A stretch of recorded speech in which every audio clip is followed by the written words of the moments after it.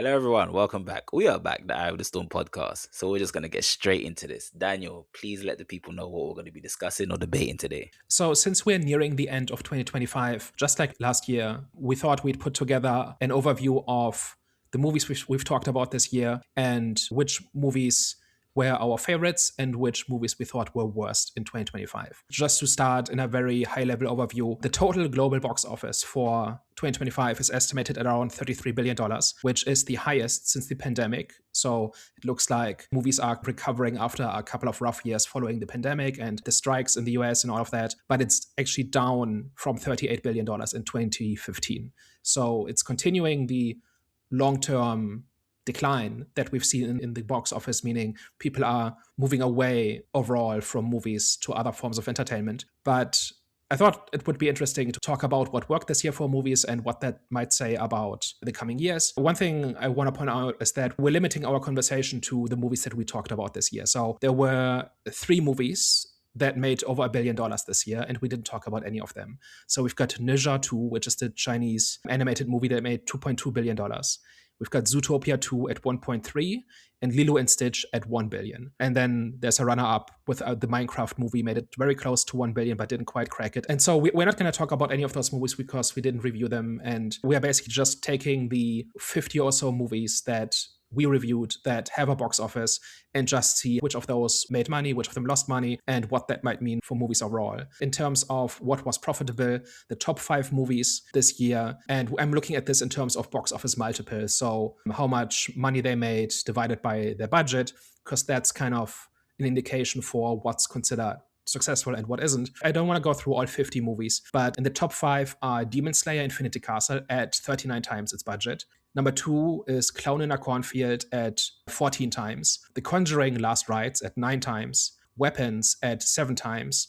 And The Monkey at just under 7 times. Any thoughts on that list? Just looking at what made money, and by successful, we're taking it made more than 2.5 times its budget. Any surprises on that? Any thoughts on that list? I think one that jumps out immediately is the Demon Slayer one. And I think it probably caught me by surprise because historically, I know that anime movies aren't, well, no, I'm not going to say anime movies in general because I'm not like that big into the anime scene. But I would say, things like that I'm aware of, like Dragon Ball and stuff like that, never have really been truly big box office hits. And quite often you kind of hear that those movies aren't the greatest. But Demon Slayer completely caught me off guard because it was just like this whole phenomenon that I wasn't aware of until about a week or so before the movie came out. And then I was getting messages from like my nephews and my brothers, like, we got to go watch this movie because they're heavily into it. And I just didn't quite realize that there was like this like big fandom for Demon Slayer. And it's actually quite refreshing to actually step into something new and not be like at the start of it. Because things like Marvel and things like Game of Thrones and stuff like that, like I was like, an early adopter, but something like this where there was like many seasons that already had came out, and this is like almost like the penultimate of the whole series of the whole arc, and kind of stepping into it, seeing people's excitement for it, seeing the demographic as well, seeing like the different faces that turned up to it, and a lot of them would be people that aren't typically moviegoers, people that don't usually have that cinema experience, actually going out and seeing it on the big screen. I think it was like quite refreshing, and it was like, I don't know, it's quite fascinating just to see that big almost event happen, because again, like all the recent big events that have happened in the past couple of years, if you think of like your Avengers Infinity Wars or you're doing stuff like that, it's like stuff that I'd like building up anticipation for it. And I think the best thing about it was as well is actually enjoying the experience and actually enjoying the movie and somewhat understanding what people were getting from it, and it being interesting enough for me to check out the actual series of it as well. So big shout out to Demon Slayer and everyone that kind of went out to go see it and enjoy that movie. Yeah, I think that's kind of the big takeaway here, that a bunch of these are new stories, right? As in, there's a bunch of stuff on this list of movies that money. We have got a Freaky Friday, we've got The Long Walk, we've got Superman, Fantastic Four, Karate Kid, Final Destination, The Conjuring, just a whole bunch of stuff that has been around for 10, 20 or more years. Demon Slayer, as far as I know, is adapted from a manga, right? So it's kind of technically an adaptation, but it's not like a 50-year-old thing. And also there's a bunch on this list where people are coming into movies from other things. So Demon Slayer is manga and anime. Five Nights at Freddy's is video games. Minecraft is video games. A bunch of movies are kind of successfully adapting stories that have not been done 100 times, right? And that are kind of showing people what movies can be like by showing them a story that they resonate with. And I think that's broadly a good thing. There's also a whole bunch of just long running franchises here where the movie kind of gave people what they wanted, right? So Final Destination is one of them. The Conjuring is another. Jurassic World is probably on that list. I didn't like all of those movies, but if you like that movie, it's because the movie gave you something you wanted, right? I think that those are kind of the big themes here in terms of what made money this year. And then there's these small budget horror movies as well, and we're gonna get into genres and things like that as well. But horror absolutely dominates the top 10, 15 or so. There's a whole lot of franchises where people have figured out, okay, how do we tell stories within those franchises and to keep people showing up? And we do that by giving them what they want, basically. And that was not the case last year, I don't think. What I liked about it was just kind of like how diverse like it all was, especially in that genre. And we're kind of like becoming that a little bit more, but just kind of they all kind of picked something that's like within the genre. Like, you have like clowns in the cornfield, you have vampires, you have witchcraft and like weapons and stuff like that. It's all separate things, and it kind of all gives you a different and a fresh experience of a genre that you love, which I think was like a big positive, because in other instances, a lot of things can be samey or can have sort of similar feelings, similar vibes to what you've seen previously, and you're kind of left scratching your head as to like, how is this different to what I've seen before. So it was quite refreshing to kind of see just like how diverse the offerings were as well. Yeah, it's not all the same, right? It's not 20 haunted house movies or 20 vampire movies or something like this, right? Like it's a fairly broad field. There's not a lot of original stories in this, but Weapons and Sinners to me are the two big standouts here, where somebody just told a original story well and audiences responded to it. So I think that's another one. I think that is an encouraging sign. That's why Weapons is actually the one on the list that surprised me. Of course, Demon Slayer 2, of course, obviously how big it done in the box office sales, knowing that it's anime. But I think anime has been growing over time. So I'm not fully surprised that it did so well. There's definitely, especially like out west, there's definitely be something, well, like, in with like America, the UK, is definitely something where just the love of anime has been growing and the fandom. So that's something which, like I said, is not too surprising. But with Weapons, I will say I'm surprised with that one. Not because of how good it was. Well, I was surprised of how good it was when I first watched it, but I was surprised that the love was actually, it was given its flowers. Because a lot of the times with like I thought it was going to be like a hidden gem film where it would have gone unnoticed for a couple of years, and then that's when everyone would have started showing their love. But it received praise straight away, so that's something which I was really happy about. Absolutely agree. It's nice to see when good work just gets rewarded, right? There are movies on this list that I'm not a fan of, like The Conjuring, for instance, Jurassic World. There's just a bunch where I don't think they're very good and they have very much to say, or even do their premise competently, but they seem to kind of run on just franchise inertia. I'm not terribly happy about that. I'm not against franchises as a whole, but if they are just successful because they've been successful, then that's not where I would want that to be. And something like Weapons just comes along, or Sinners, and people just like it and recommend it and talk about it and are excited about it, and I think it's a good thing. Who directed Weapons? Because that one didn't come out of nowhere, but Wasn't it the makers of Barbarian? yeah, it was, yeah.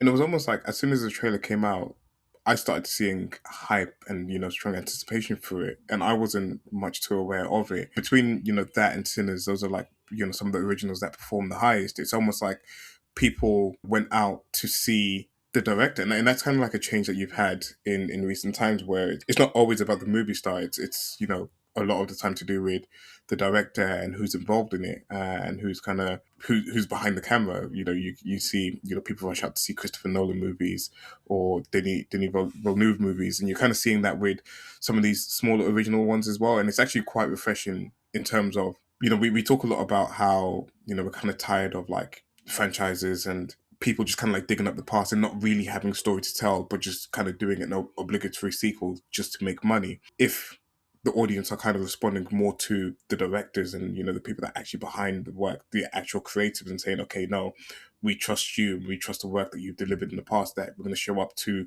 more of your other things in the future. I think it's a positive, and it's a good sign in terms of how the industry will progress and how we'll get better, fresher, and newer stories moving forward.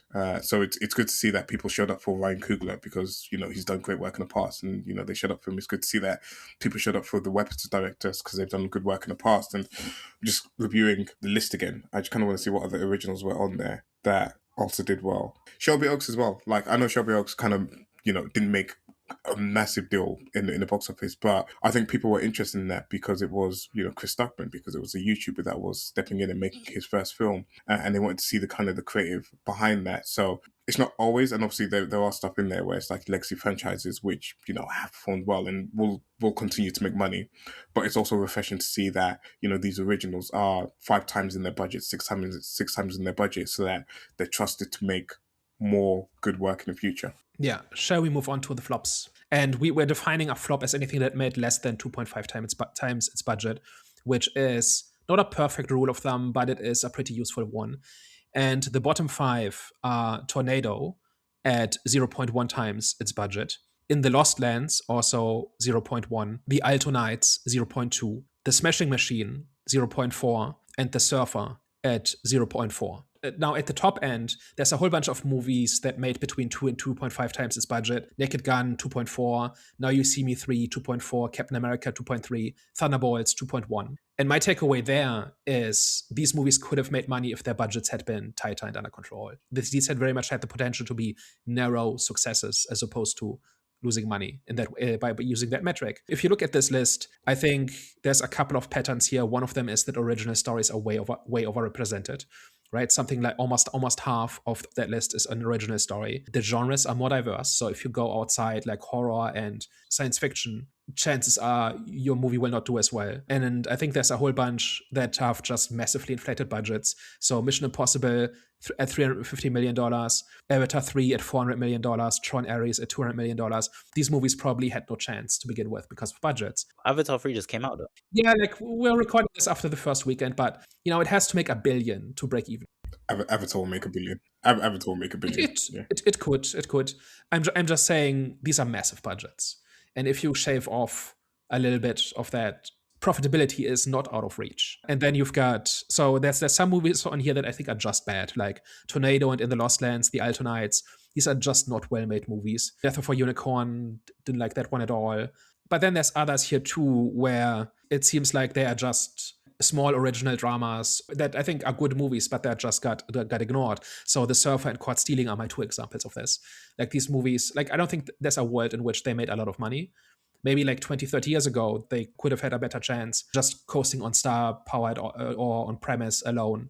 But I think the flops, I think, are very, very mixed list, where it's not quite as straightforward in terms of what makes a movie fail in 2025. Yeah, I agree with you, because even looking at the list, to be fair, I think, of course, we're going to have different opinions on in terms of what makes a bad movie, but I think that's pretty much a reflection of why it is this way, because I don't think each of these movies it didn't really create I wouldn't say objective opinion, but a near objective opinion that it's a good film. It's definitely a film that each of these movies, I would say, they pretty much had a lot of mixed reviews. Because the one that I like, for example, that you mentioned that you didn't like, I liked Alternites, I liked Running Man, definitely liked Avatar 3, Predator Badlands, and I'm not surprised that Alternites didn't really do too good. In terms of Predator Badlands, that one was a bit 50-50. I didn't think it held enough weight to do good numbers, but I did think it was a good film.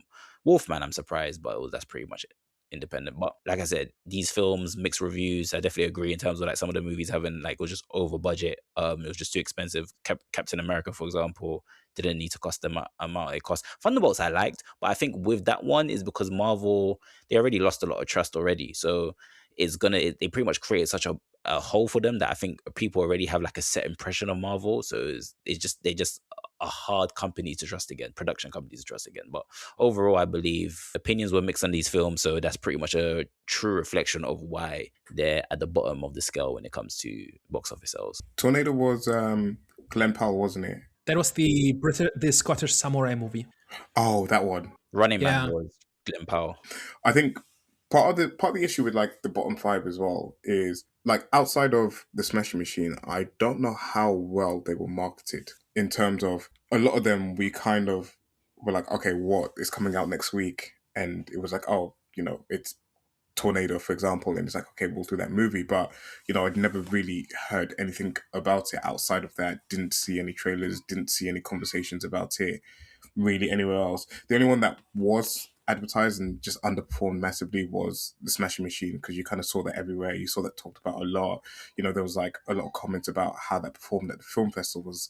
But for whatever reason, everyone just didn't show up for The Rock in that particular movie. And I think that's a solid movie. Just if you had made it for 20 million, that still wouldn't have been a profit, but it would have been a lot closer. How much did they make the film for? Well, budget was 50 million and it made 21.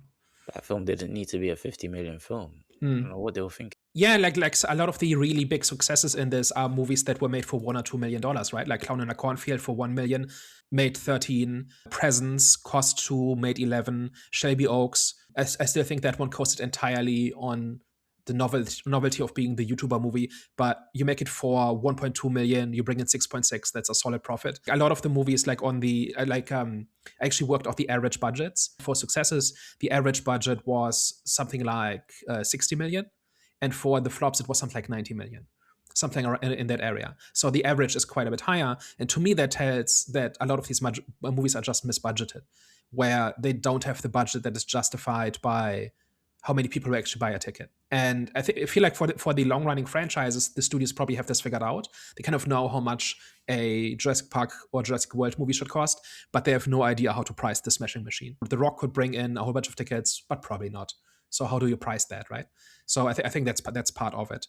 All right, shall we move on to genres, because that is kind of interesting. So in the successes, 54% of profitable movies were horror, 13% were science fiction, 8% were superhero movies, dramas were 8%, and there's a whole bunch of others at 4% each. For the flops, it was drama 29%, science fiction 24%, horror 19%, action 14%, superhero 10%, comedy 5%. So just a few years ago, superhero movies completely dominated the box office, and now they're equally likely to be flops or successes. Among the profitable movies, you've got horror dominating, making up half of the profitable movies on our list. Science fiction fairly close at 13%, and then not much else comes after that.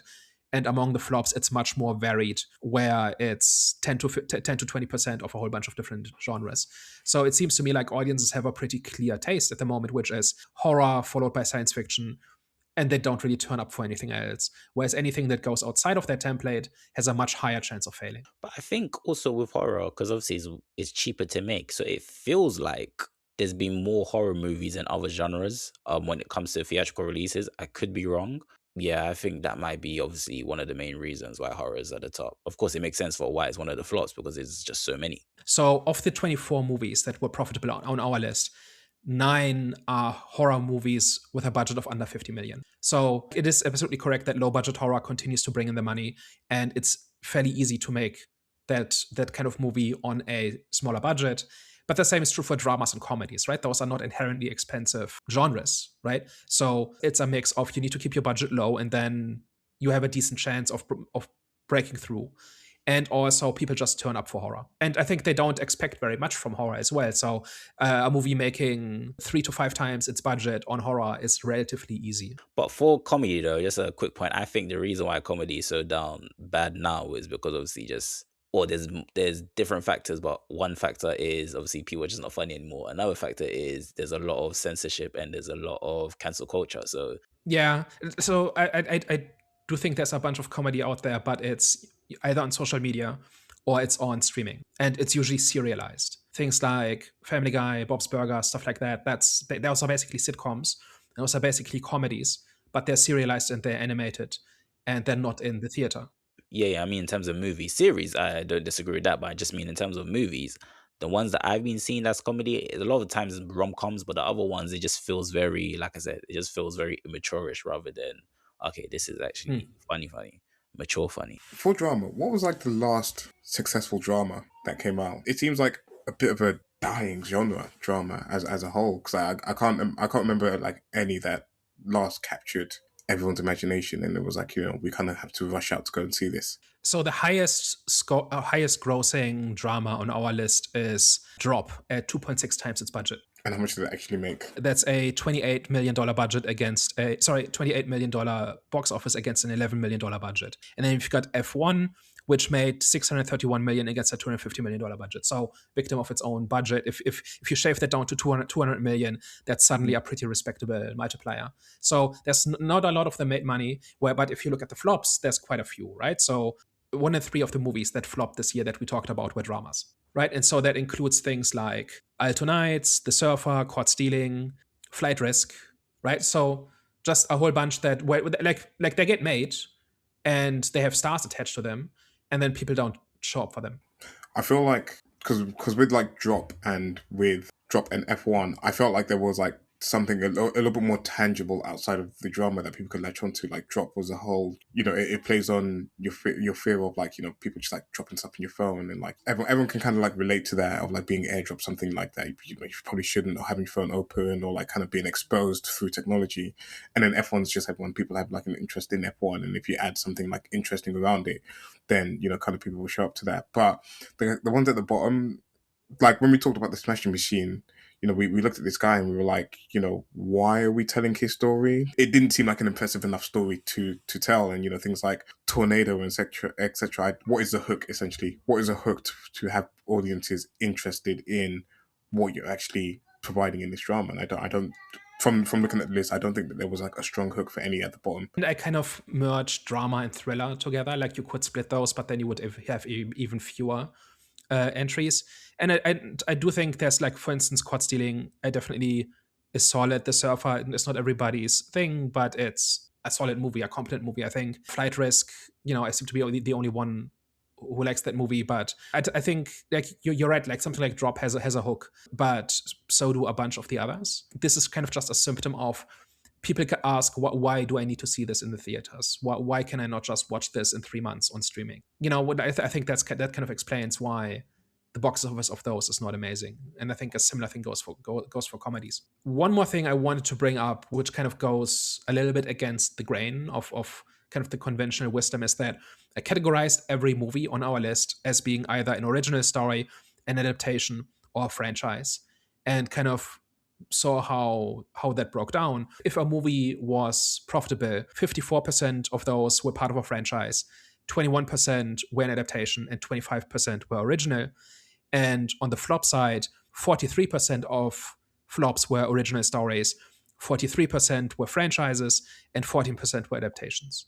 So I got a couple observations here. One of them is that being an original story makes your movie much more likely to flop. Being part of a franchise makes it much more likely to succeed. And also there's plenty of original stories being made. If 1 in 4 successful movies is an original story, and that includes things like Weapons, Sinners, Drop, F1, that's not nothing, right? So the thing is, people show up for name recognition first and foremost, but the idea that nobody makes original movies anymore is just not correct. The reason studios make franchise movies is because people show up for them, because it's just way too risky. Like you almost double your chances to lose money if you tell an original story as opposed to adapting something with a recognizable name. First of all, it is just not correct that the original stories aren't out there. And secondly, if I was a studio executive, I would do exactly the same thing. I would be very careful about what original stories I give a chance and risk money and my career on. I think if you are of the opinion that movies are all trash and they're all reboots and all franchise, then if you look a little bit harder, you can find still good ones. They're out there. But that's the thing, though. And I think people don't want to look into it too hard. They want to be presented with it. And I think that's got a lot to do with marketing, especially when it comes to these trailers, because people are heavily reliant on trailers. It is a mixture of people not looking hard enough, but at the same time, it is also companies just, I wouldn't say they're not pushing it hard enough, but it's just that the way that they push it is just the wrong way. Especially with the posters, for example. Daniel, we mentioned this a couple of times where you say the posters are just boring. There's nothing to it that makes you want to go and watch it. And I agree. So, what I'm saying? That's just a component of the marketing. But I think as well, these production companies are to blame with the way that they just push their films out there to the audience. I agree that movie marketing continues to be awful. Like almost all movie posters are just people looking at the camera. I was walking out of my local theater just a few days ago, and there's this giant poster for The Housemaid, and it's literally just 3 people looking at the camera with a blank expression on their face. It's like if I didn't already know what that movie was, I would have no clue what it was or whether I might like it or whether it's even worth checking out. And Exactly. that's part of the problem. I feel like there's room to be so creative as well because, again, we kind of talk about how people have converted from different mediums, and I don't know whether people use the social media aspect that well because I know you post your trailers, you post your teaser trailers, but a campaign for a movie that I didn't originally see but I knew of. And it didn't come out this year was Smile, and they executed it perfectly. Where they just had someone just in public somewhere just get up and do the creepy smile, and it was effective, and it was on social media, and of course like people then record it and people then share it and stuff like that. And it's like, are you being creative with what you're doing, or are you just doing what everyone has done before and just kind of going with the formula? Which when you're these smaller movies, and I don't know how profitable Smile was because we're talking about profitability, but it was profitable enough to make a second one. I think the second one did quite well. But when you are, doing something that's an original or something that people don't recognize, you have to get it in people's faces. You have to get people seeing or talking about the movie or just kind of aware that you exist. And a lot of the time, it's just things just come and go. And but I feel like there's a lot more room to be a little more creative, even outside of posters and trailers. And I blame like the early internet on this, where they made fun of the 90s style movie trailers where a voiceover says "in a world" and then it tells you the premise.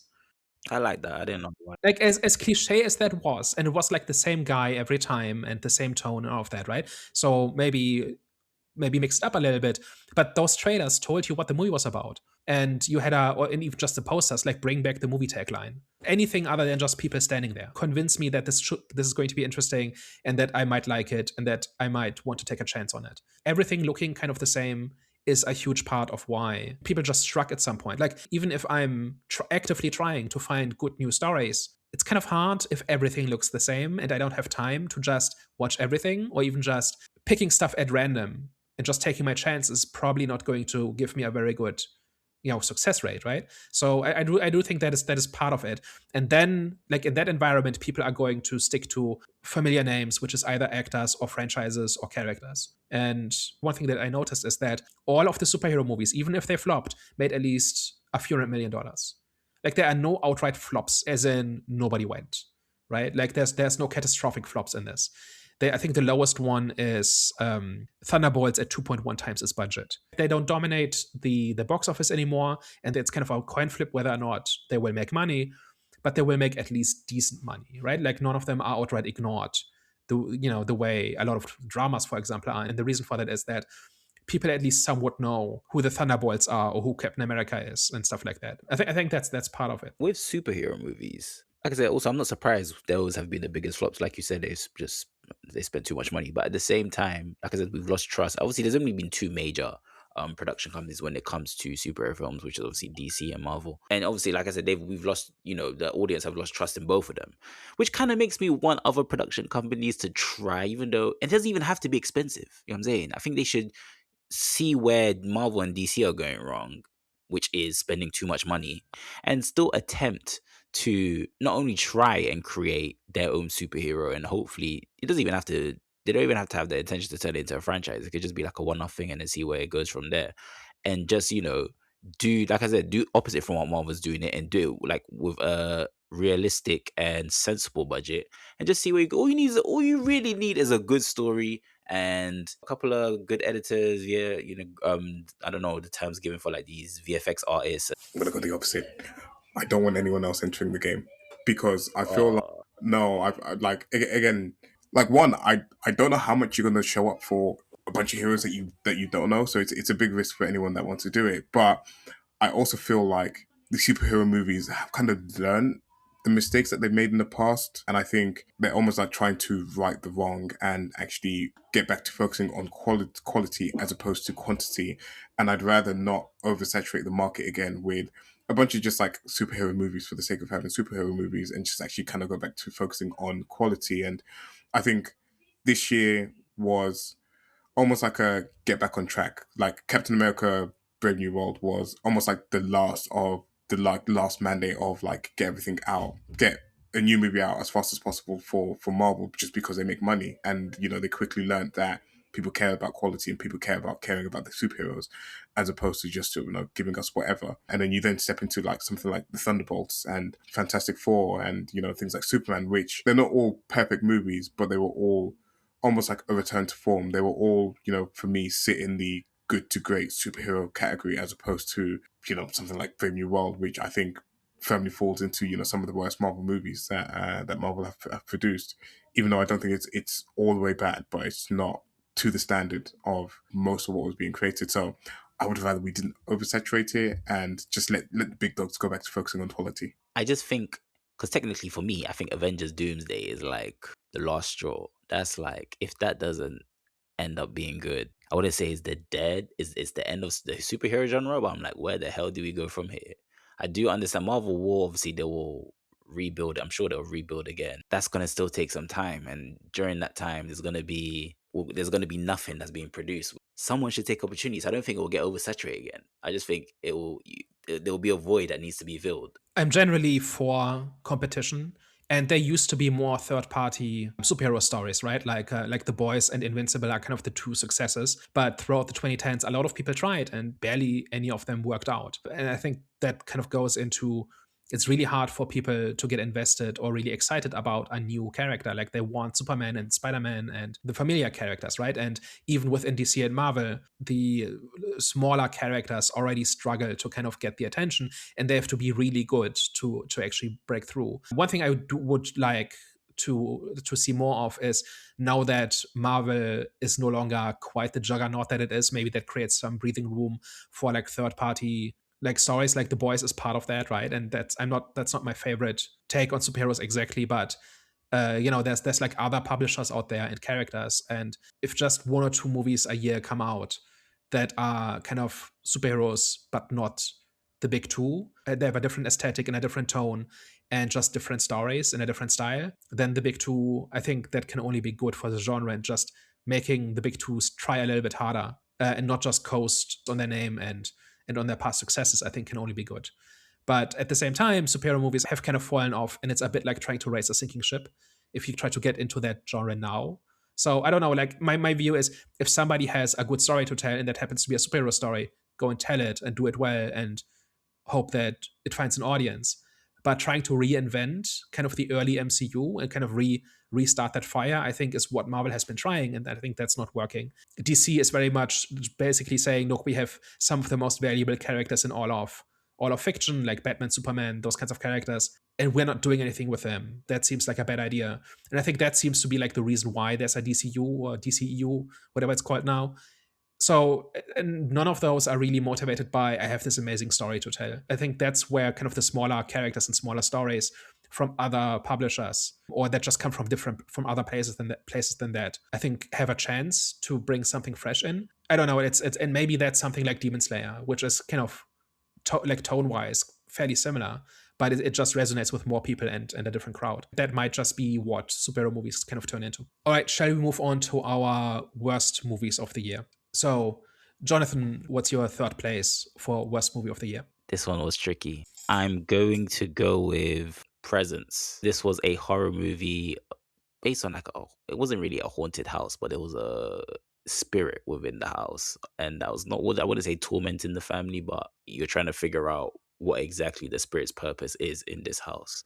So when I saw the trailer to this movie, I was intrigued because it was like seeing a POV. It was a POV perspective. I said, okay, this is interesting, very interesting. So I was pretty intrigued going into this film. Now, the way that the story progressed was cool. It was getting goodish, but then the way that it just felt like it just progressed into nothing. There's not really much to say on this one. I just think I was just very disappointed with my expectations walking in and then what I got leaving out. My third place, there wasn't that many that I was like really disliked. Well, there's two that like were firmly going to be in there, but the third place, it was like really difficult to kind of put together in terms of like who it was, because there wasn't that many big disappointments. It kind of unfortunately fell on Jurassic World Rebirth. Unfortunately, it's not by far not like an absolute train wreck of a movie. It's not a disaster of a movie, but I just think that there was like a lot of components in there that just didn't work. And again, it almost felt like, I'm not going to say a cash grab, but it was just like an obligatory sequel in a big franchise that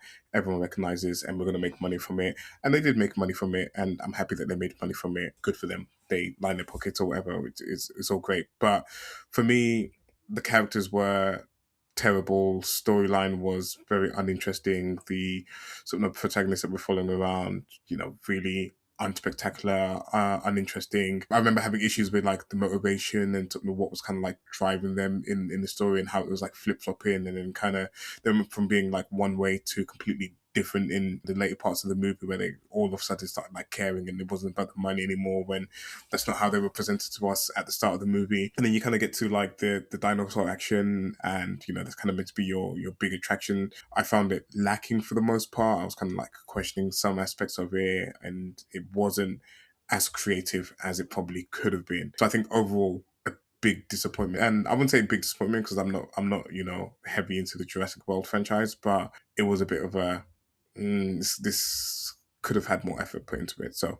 I'll put Jurassic World in there. Yeah, Jurassic World definitely was close. It maybe comes at my number 4, and for similar reasons that you stated. My number 3 is The Conjuring Last Rites. It's basically the same reasons as you have for picking Jurassic World. I'm absolutely in the market for like paranormal horror, tapping into like real world folklore and kind of the story surrounding like the Warrens, for instance. It's got like one foot in real world folklore kind of thing. I don't think it's a good movie. I think the characters are pretty bland. I think the monsters are really generic. It's all very unmotivated, and it's just, in my view, like I think this movie it's our third highest grossing movie on our list at 9 times its budget, and it does not deserve any of it. I think it's purely name recognition. It's purely vibes. I don't think there's a reason for why anybody should consider this a good movie. It doesn't work for reasons like the monster's absolutely generic, and the character arcs are not linked to how they win in the end. And like it's really just somebody stumbling down a dark hallway going, "Did you hear that?" There's kind of not much more than that to the Conjuring movies in general. That's even before you go into whitewashing these historical characters that are not quite the saints that they're portrayed in the movie. So the movie's already lying to us, or at least manipulating us a little bit. So I think this is succeeding for all the wrong reasons.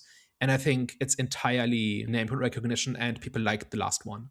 And that's why they went to see this one. And I think that's just a bad reason for a movie to succeed. So rather than being that bad, it's more about being a symptom of just not a good trend, where once you kind of get this inertia going, you can just keep making the movies and people will keep showing up. I don't think that's a good dynamic. And The Conjuring is kind of like the poster child for that dynamic. So that's why it makes my list. Okay. Well, number 2 on my list would have to go to Karate Kid Legends. I will start off by saying, great first 15 minutes. I thought it was going to end up being a very good film, even though I went into there not expecting much. And after the 15 minutes, I was not expecting much. I pretty much got what I was expecting, not much. It felt like I was watching episodes of Cobra Kai, and I haven't even seen episodes of Cobra Kai, but I've seen clips on YouTube, and that's exactly what it felt like. It just collapsed for me after 50 minutes, and I was so disappointed because it started off so strong. The plot was something which I really do like, you know what I'm saying? Even though Cobra Kai is pretty much the underdog rising to become the main dog, and obviously usually, there's always bullying is always, one of the themes of it, and I do like that's those type of themes or stuff that get me just glued into. I think it gets most people glued into the actual story that they're watching. So Karate Kid Legends is gonna have to be on my number 2 list. Yeah, that one for me is kind of in the middle of the pack. And I think one of the reasons why I kind of ranked it somewhere in the middle is that if you like martial arts, Hollywood is not giving you anything. And this one was at least somewhat competent on that front. I think that's why I kind of enjoyed parts of it. And then there were other parts I didn't like as much. Hervé, what's your number 2? My number 2, maybe controversial, but it's the first movie that we reviewed this year, and that is Nosferatu. This is not me saying it's objectively a bad movie. This is me just saying that I didn't vibe with the movie. I fully respect when people go for a different artistic style, or they try to choose like an unconventional storytelling method. It just didn't resonate with me, or it just didn't connect with me. I don't think I had a great time in the movie. There were like elements that were like, okay. I think there were like small elements that I liked, but I think overall it wasn't the type of like vampire that I'm like used to sort of experiencing. It was a lot more, I don't know, darker and like more ugly and more kind of a brutal version of a vampire. I think the most I can say is it just didn't connect with me. So is it objectively a bad movie? Probably not. I'm just not the target audience for it. Unfortunately, I had to sit through and watch it, and unfortunately for that case, it then ends up being my second worst movie of the year, just based on cinema experience. Yeah, Nosferatu is too well made a movie for me to put it on this list because I can just recognize the skill that goes into this, and it wants to be the kind of movie that I don't enjoy because it draws too much from like the genre conventions and the storytelling tropes that just make me shrug. So I didn't quite enjoy it, but I could like just the way it looked and the way it felt and the way it was acted, I think was enough to catapult it into pretty decent. It's just not the kind of story. Like it was setting something I wasn't buying. My number two is Strangers Chapter Two. Now, I think the problem with Strangers is just it's how cynical it is and how much of a like I think people call things cash grabs too quickly. Like every single thing you like was made for a profit motive, and so everything that gets made because somebody thinks they can make money off it, right? But then the question is, does it deliver something that has value? And the Strangers franchise just doesn't. It just basically coasts of a pretty well liked movie from 15 years ago, and then it kind of forgets what was great about that movie. And that movie, I think, is already a mixed bag, but it does a few things quite well. And the remake just forgets to do it at all. The first one was comically bad, and the second one was just a pile of nothing, just a collection of cliches. With The Conjuring, I can at least see how somebody would be into kind of the style and kind of the mood. And with Strangers, it seems to me like it's purely a cash grab. Purely, we make this for little enough money that we basically have to actively try to lose money on this. And that's exactly what happened. The first part made enough money to finance the entire trilogy, and everything parts 2 and 3 make is just pure profit. And so this was absolutely worth it, and I think that's terrible. That actually probably should have made my list. I kind of like chapter two. I hated chapter one, but chapter two I kind of liked. But Yeah, I was mostly looking at it like slashers are already a mixed bag, right? Just as a genre, and there's a lot of bad ones. The first one was outright incompetent, and I think this one was more competent, but it was just empty.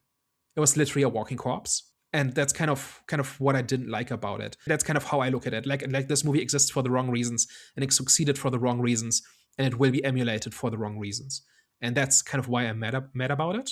You know what I mean? Like it's not so much like that the movie itself was the worst thing I saw this year. It's more like I don't like that this exists. And that is something that I can't say about my number one or my number three. And so that's by itself is enough to put it into the top two. cool. So do we get an honorable mention, or If you want. that's not like okay, cool. So before I make say what my number one is, let me just give an honorable mention. I would say you two are actually gonna disagree with this one, but Fackham Hall. That was something which I was debating whether it should go in my top three, but I don't think it was as bad as the other three, especially number one. So Fackham Hall gets a honorable mention. I just wasn't my cup of tea. Even though I didn't get some of the jokes, the humor, she just wasn't for me. It wasn't hitting. Jokes felt a bit too much, which kind of took away from an interesting story for me. And this was the first time in my life I almost, actually that's a lie, the Joker 2, that was the first time in my life I almost walked out. But this one, it got to the point where I nearly thought I was gonna leave the cinema. Even though, which sounds a bit crazy, it wasn't a bad film. It just definitely just wasn't for me. So, but yeah, that's an honorable mention. But my number one has to go to Tornado. I'm gonna start off by saying it was a commendable attempt, a commendable out of the ordinary idea, just which did not work for me. I'll be honest with you, it was an awkward watch. I think that's the best way to describe this film. I just felt awkward watching this film throughout because it just like the decision making throughout when it comes to the action you're seeing and how it's shot, it just felt disjointed and just like, why did you choose to do that? Why did you choose to shoot that way? It just didn't make sense. But the idea in itself doesn't really make sense in terms of just the setting of it, which is why I said it's commendable. And I will always root for crazy, wacky, weird ideas because I am attracted to it. But it's just this weird just wasn't for me. It's just too weird. Tornado, number one. Yeah, Tornado is definitely one where I was willing to give it every break. It's a small indie movie. It's got a weird, quirky premise, like Japanese samurai in the highlands of Scotland, and then a revenge plot happens. I was totally on board. I was ready to defend that movie. I was ready to like it. And then I just hit a brick wall. I think it's probably the worst made movie of the ones we've seen this year, just on a filmmaking level. And there aren't really any big train wrecks this year, which was why kind of my worst list was a little bit harder to put together than last year. But if I had an honorable mention, it would be Tornado, because it had so much potential, and it had so much potential to be something quirky and unique, and it could have been a cult classic if it had been done more competently. So that was one I was really almost upset about as I walked out of the theater, just because it could have been so much. It even felt like a uni project at times. Yeah, I think that's pretty much what it is. Hervé, you're number one. Anyways, from one weird to another, this, I'm sure Daniel's going to disagree with this one. But my number one is The Surfer. And this one could be one of the worst cinema experiences I've had. And again, objectively, I'm not going to give this one actually an objectively, is it a bad movie? No, this one was just straight crap. I hated every minute that I was in the cinema watching this particular movie. I just didn't vibe with the premise or the idea of it. Again, unconventional storytelling methods. I didn't jive with it at all. I didn't jive with sort of kind of like whatever messaging or sort of story or like direction that they were trying to go with this. It just wasn't my cup of tea. I just like wasn't interested in it. And then you have this guy that's kind of like completely losing his mind. I felt nothing for him. Like you're meant to kind of like, I don't know, have some type of sympathy or, get some type of emotion out of it. And I just felt nothing. If anything, I just kind of wanted someone to kill him so that we can end the movie and kind of move on. Didn't really jive with like the surfer dudes that were on the beach or like, the way that they spoke. That's called Australian. Yeah. I've literally, Mate. sorry, not sorry, but the whole like lingo and the jive and that it got like it was just like grating on my ears the whole time I was watching it. And I've got nothing against Australians or the accent in general. Nice accents, nice people, but in that setting, Some of your best friends have terrible accents. yes, unfortunately. I mean, I also have a friend from Birmingham in the UK, so I clearly know how to pick accents. This was just not great, man. To add to it, it was like some of the decision making that I think the movie tried to rationalize, but for me, it didn't make sense or it didn't quite work. And I get, I get for the movie's purpose, it had to go the way it went. But yeah, man, I felt like he felt like he was like kind of trapped in that car park. I felt like I was trapped in the cinema having to watch that movie, and I was glad to be released when the movie was over. So, worst movie of the year is The Surfer. So I've got good news. It's not on my best. It's not in my top three. I think 6 months ago at our mid-year check-in, I think I put it at number 3, and it's kind of been bumped down to maybe 4 or 5. We did have a conversation in the office a few days ago about whether or not Die Hard was a Christmas movie.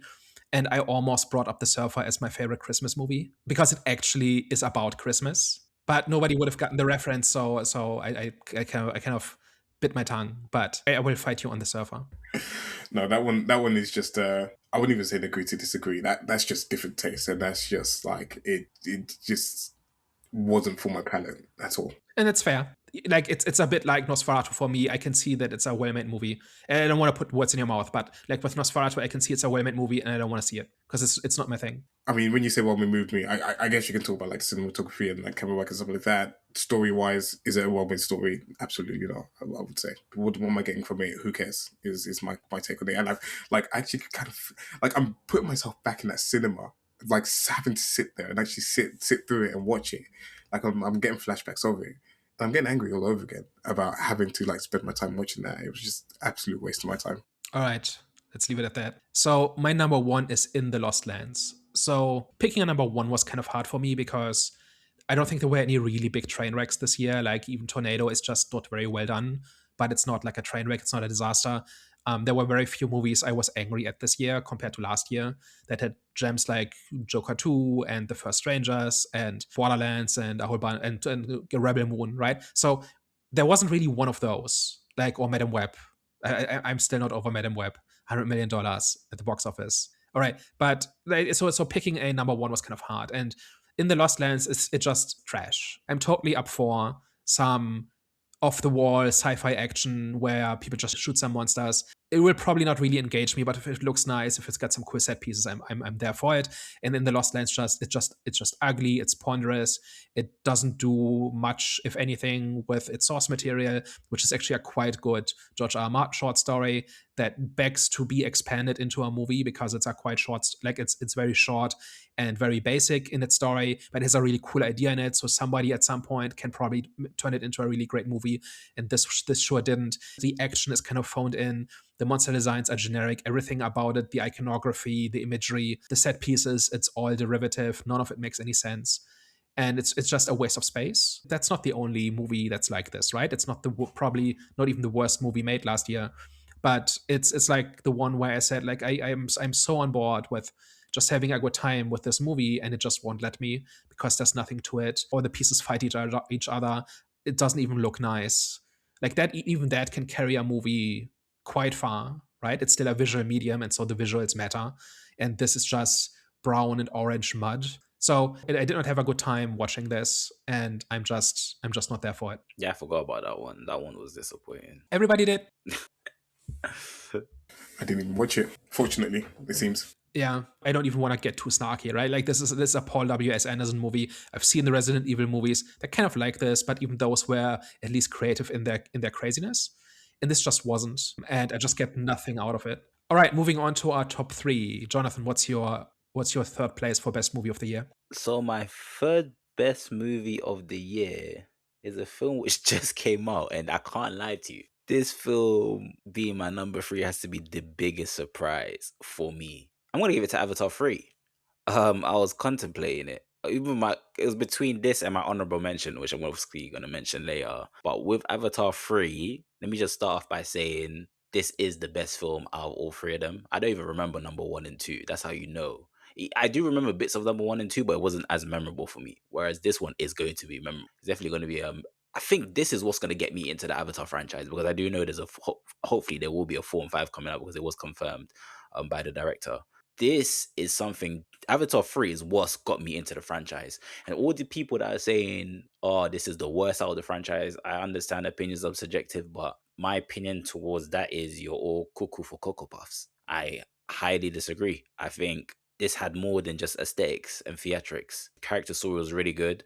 And when it comes to the antagonist, bro, the antagonist has to be one of my favorite antagonists I've seen this year in a film. Especially from the franchise. She was borderline fascinating. But yeah, Avatar 3 is my number 3. My number three, I'm gonna go with Thunderbolts. This is a movie that I was fully expecting to flop. I was like, why are we putting this team together? Why are we grouping these characters?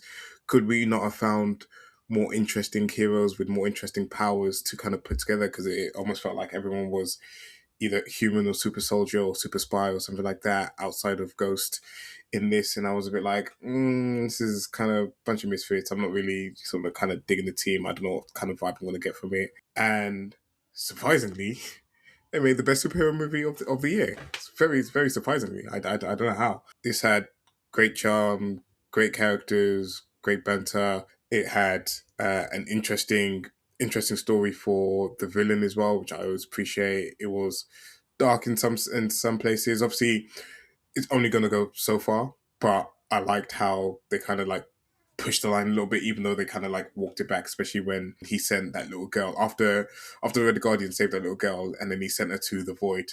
Obviously, I knew she was coming back, but it was like still a bit of a shock when watching it for the first time. I felt like the Void and Sentry's kind of story in this was, really interesting, really made him an interesting, complex villain. I don't know, just overall, it was a very good, fun time, and I was shocked by it, and I was like really happy about it because it said to me that this was the first one that Marvel were kind of doing where they were like really refocusing on actually producing the quality, and they very much delivered that. So I was happy, and having rethink the whole year, there was like so many that were like neck and neck, and like I liked for different reasons. But I think just because of the genre, I will put this in my top 3. Populating my top 3 was kind of hard because there's like 5 or 6 movies that I really liked and that have on my shelf or will have on my shelf as soon as the Blu-ray comes out, and that were just good watches. I did really want to put Superman on this because I think parts of it are the best Superman that's ever been put on screen, but it's sandwiched in between a bit of an overcrowded and noisy mess. So it did not make my top three, but it's my honorable mention. And I think it's a good sign for upcoming DC movies, just because there seems to be an emphasis on character again. And I hopefully next year there will be some superhero movies in my top three, but there aren't this year. So number three is Sinners. Sinners, absolutely not a movie made for me, but I'm really happy it exists. First of all, it was one of the few times this year where I was actually blown away by a movie because it was not what I was expected, not what I was used to. Like once you've seen enough movies, they kind of all are familiar, right? Like there are recurring character types and beats and lines and jokes, and Sinners is just not that. Sinners is somebody's idea, and that idea was put on screen. And I'm happy that it exists. I'm happy that it gets celebrated for being a well told original story with its own character and its own thesis on things. And I think it succeeded for all the right reasons. Where something like The Conjuring is successful for the wrong reasons, Sinners is successful for good and the right reasons. And so it makes my top three, even though it's not an easy watch, it's not a fun watch, but it's interesting. So, my number two, from the creators of one of my favorite horror movies of all time, Barbarian. From the creators of a movie that I really enjoyed as well, Companion. Number two goes to Weapons. Listen, with Zack Cregger movies, Weapons fit so well with the criteria of that. I've realized with his projects, they are deceiving to the eye type projects. Weapons just did that. It was something which I keep saying I wasn't expecting it, right? Expecting is a word that we've used quite a lot during this discussion. But the Weapons is that. It definitely deserves its flowers. It was just a very, very, very good movie. There's just like if you've seen Barbarian, if you've seen Companion, then you won't be surprised that I shouldn't have been surprised, to be fair, that Weapons was such a good movie because I just knew from the trailer, and then after while watching the movie, I knew there was going to be something like a twist or just something that just catches you and gravitates you and confuses you from what you've actually seen from the trailer. So I knew there was going to be something like just to see the way that the different perspectives end up being just cohesive and it just ended up making sense. It just built up to something that really, really good. But just all in all, I'm not going to go too much into it. Weapons, that is definitely, like I said, whatever movie Zack Cregger releases next, best believe I'm going to be there to watch. He's definitely someone that he just came out the woodworks. He came out of nowhere. I remember when I was going to go watch Barbarian, I wasn't even going to go watch it. There was just nothing to watch in the cinema, and then I just ended up watching it because there was nothing to watch. And when I watched it, I was like, wow. And then Companion was next, and then now this. Yeah, I'm a fan. I rewatched that recently because I made some people watch it. It's still a good movie. I'm not saying it's a bad movie, but I don't think I like thought it was as great the second time watching it round as the first, to be honest. But still a very well made movie, and then still I can understand why you would have that as your second. I have not really watched it yet, so I'm really curious how much the mystery carries it and how rewatchable it is if you know what's going on. I absolutely like it. It's definitely up there for me, but it doesn't make my cut because there's too many parts of it that seem a little bit redundant or don't quite need to be there, or I don't enjoy quite as much. And like if you have 5 POVs, it's inevitable that one or two are not going to work out as well. But that's kind of where I was with that movie.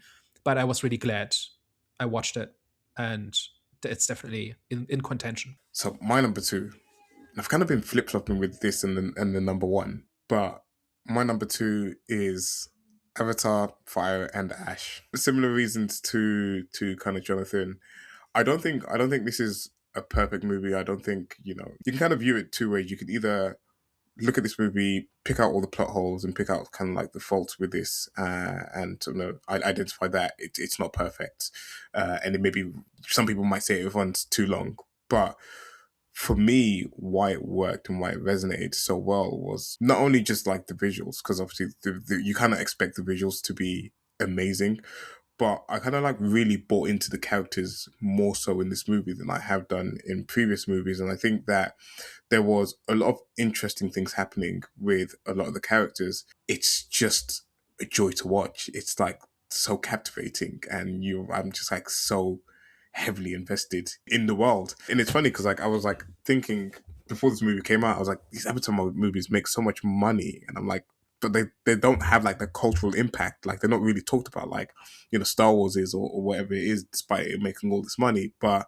I think I'm like Jonathan. I think I might finally get it. And I was like, I was actually like this after Way of the Water as well, because like the first one I watched it and I was like, this is not for me. Like, and I didn't watch that one in the cinema, which is a big caveat as well. But I was like, it's like kind of generic. It's whatever. It's there's nothing spectacular about it. But then Way of the Water, and then continuing into Fire and Ash, I was like, I get it. I understand it, and this is fantastic. And I can't wait to get more Avatar. Yeah, I don't even know if it's recency bias or not, but I really came out of that movie super high. If it wasn't 3 hours and 20 minutes long, I'd probably find some more time to watch this. Time to do a second rewatch at a certain point. But I think I'm gonna go rewatch it in IMAX because I watched that View. I know it's long, but I just have to rewatch that on the bigger screen just to see what it looks like again. I did a 3D viewing, and that was great. That was great. I don't even like 3D movies, but that was just done really well. All right, so my number 2 is Caught Stealing. Now, Caught Stealing, I think, is a great movie. It's not exactly a masterpiece or anything like that, but it's just really solid. I walked into it with no expectations at all. Didn't even like Austin Butler before I watched this, but this movie convinced me that he was an actor. It's just a really solid, small story that is driven by one man's journey. Just a showcase and a masterclass of what happens when you take all the fundamentals of storytelling seriously and try to get them right. And what do you know? A strong story comes out the other end. I think it's completely ignored for all the wrong reasons. If you just like a small story that just takes you on a journey for 2 hours and puts somebody through the ringer and they come out stronger and better the other end, this absolutely delivers on that. It doesn't revolutionize filmmaking or anything like that. It's just somebody just said, it's kind of like this year's Juror number 2, where nothing about it breaks any boundaries or is genre defining or decade defining or anything like that. It's just, how about we make a proper movie and just do everything right and then see what comes out the other end. That's what Caught Stealing is. And so I was just really, I was smiling when I walked out of it because it validates every opinion I have about storytelling. Because, well, it actually works when you do it right. I definitely need to finish that. That is good praise for the movie, so I definitely need to find the time to actually finish watching that movie. And I think it takes a little bit to kind of make its point, because if you only watch kind of the first half, I think it took me about until the halfway mark to kind of figure out what the movie was. Because up at that point, it's kind of a pretty generic crime drama kind of thing. But as you head into the second half, all the seeds that have been planted and all the ideas that have been set up, like all the dominoes have been placed, and now they're being tipped over. I think it just works. And I think when you take it into totality and just look at it from that perspective, I think it's great. Before I mention my number 1, let me just quickly mention my honorable mention. A movie where you two are gonna are gonna hate. You already let me know your hate towards this film, but honorable mention for me, I at first it was number 3, but then I remembered Avatar, so then it had to be kicked off the spot to number 4. But honorable mention for me has to be Jurassic World Rebirth. I'm not a big fan of Jurassic Park. Jurassic Park movies are cool. I watch it with the family, like on Christmas times or just whenever there's a family around. But it's not a memorable franchise that I'm invested in. But after this movie, though, I'll be honest, it was super fun to watch. I was surprised. It was an unexpected surprise. The tone and the thrill just hit the spot. I think if there was just a bit more blood, it could have been a borderline horror. And I'm surprised.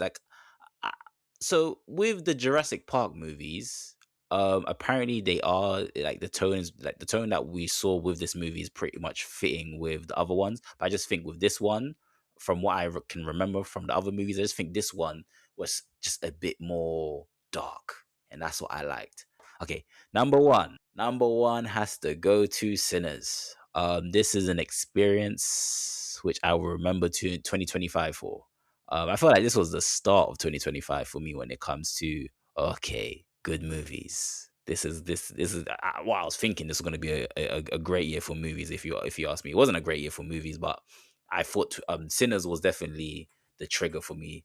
Yeah, it's definitely one of the best horror films I've seen. Kind of going off what Daniel was saying, an idea. A filmmaker just had an idea and created one. I enjoyed it for that, and I enjoyed it for what I was seeing, just from how he incorporated culture, history. All in all, I think just the experience of it, and especially watching it in IMAX, I wasn't expecting it to be number one for me when it comes to 2025. But yeah, this was definitely a film that will always be remembered for me. My number one is also Sinners.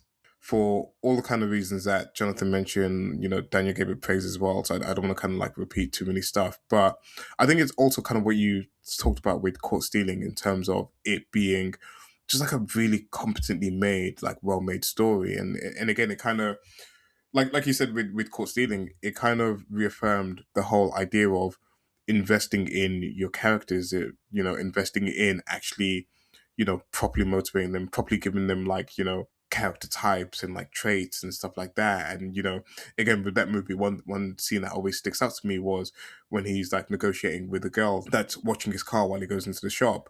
And you could tell like one, his name brings fear, but two, he's also, cares about the community, where he's like teaching the girl about like how to negotiate, how to price. And then even when he has to shoot the people, it's, I have a reputation to maintain, but then also take care of them because, I didn't want to have to do it, but you kind of have to. And it adds that like layers of complex, and they don't have to, like in this type of movie where it's about like the vampires at the end of the day, you don't have to do these things. You don't have to like really like flesh out these characters and like, I wouldn't even say like make them complex, but make them like layered so that, things are kind of like implied and it's not really spoon fed to you. But it was just like refreshing. And again, like Daniel said, it's like these things matter, and I'm glad that this movie showed that these things matter. And I hope we get more things like that, where it's like, invest in your characters, invest in the kind of like the background and the makeup of the character, and then how do you then portray that in the story, and then how does that then feed into, the plot and narrative? Because even the whole idea of the vampires coming in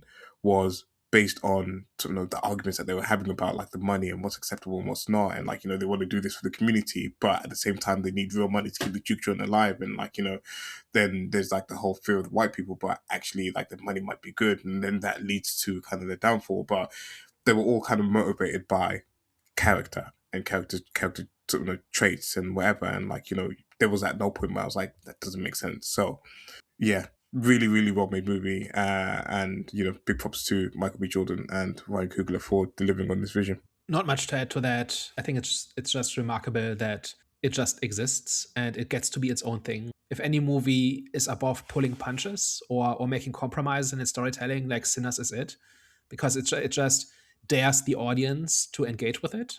And if you do, you get rewarded for it. Everything from the accents to this, like its subject matter and how it portrays things, it very much does not meet the audience where they are, right? It dares the audience to come along on a journey with the movie. And then if you do, you get something good out of it. That's kind of remarkable. Like for all this talk of, you have to dumb things down, otherwise audiences will reject it and all of that, Sinners is kind of the poster child now for actually, no, if you're good enough, you can do what you want, and audiences will celebrate you for it. All right, so my number one is September 5. I just will not stop talking about how great this movie is. A lot of movies are just not made for me. They're just made for different interests, different temperaments, different perspectives, all sorts of things. And I kind of, whenever I engage with movies, I'm kind of ready to kind of make compromises so that I have a story to enjoy. And September 5 just meets me where I am, like in terms of how to tell a story and how to construct human drama, historical drama, just how it uses basically the Wikipedia page of the events of this hostage crisis in 1972 as essentially the script. And the closer it is to historical fact, the better it is. And then it uses that as a scaffolding to hold up its characters. I think the movie has kind of been ignored or dismissed unfairly. I don't see very many people singing the praises of this movie quite that much. It got a whole bunch of awards, I think, and it's gotten a bunch of good reviews, but audiences have, I think, largely ignored it. I sat in a full theater with everybody being captivated from minute one, which happens very rarely. But if you just look at the wider box office and all of that, it's not being terribly well received, or it's not being recognized, shall we say. It also came out at a time where kind of the politics of it kind of caused people to dismiss it. But if you actually engage with the movie, it's not actually about the Middle East, it's about German post-war history, and kind of this big stress test for a Germany that wants to be better than it has been and is being challenged and is failing.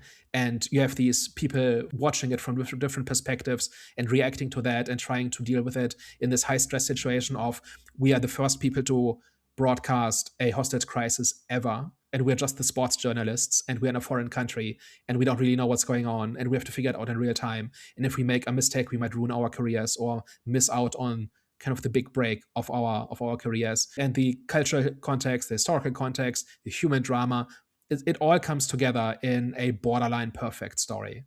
And I just cannot praise this movie enough. Yeah, I knew you were gonna mention September 5 because that's something which not every day in the office, but whenever you mention a good movie of this year, you always mention September 5. So I'm not surprised that's on your list. And I've seen it a few times now. It's not just that I liked it when I first saw it. I've shown it to other people, and I've seen it a few times now, and it just holds up. Like, even if you know the story, if you know the beats, it still just trucks along, and it's still competent every step of the way. It's the pacing of it, the detail of it, the performances, like, it all comes together in one of the most flawless viewing experiences I've had in a long time. Like, almost all movies, even ones I really like, even ones that are really good, have some things in it where I say, oh, I wish this wasn't here, or this is a bit bumpy. And this is just a clockwork. You wind it up and it goes, and you watch the story unfold, and it's great. Okay. Well, looks like we've reached the end, guys. Everyone who's listening, watching, thank you very much for tuning into today's end of year review. If you reach this part of the episode, as always, we appreciate you rocking with us. We appreciate you pressing play. And as always, if you liked what you heard today and you enjoyed our discussion, you should probably tell a friend. And if you hated everything and you thought we were chatting a bunch of nonsense, then you should probably tell an enemy. We are the Eye of the Storm podcast. All right, guys, thank you very much, and we will catch you next time. Au revoir. Ciao. Bye bye.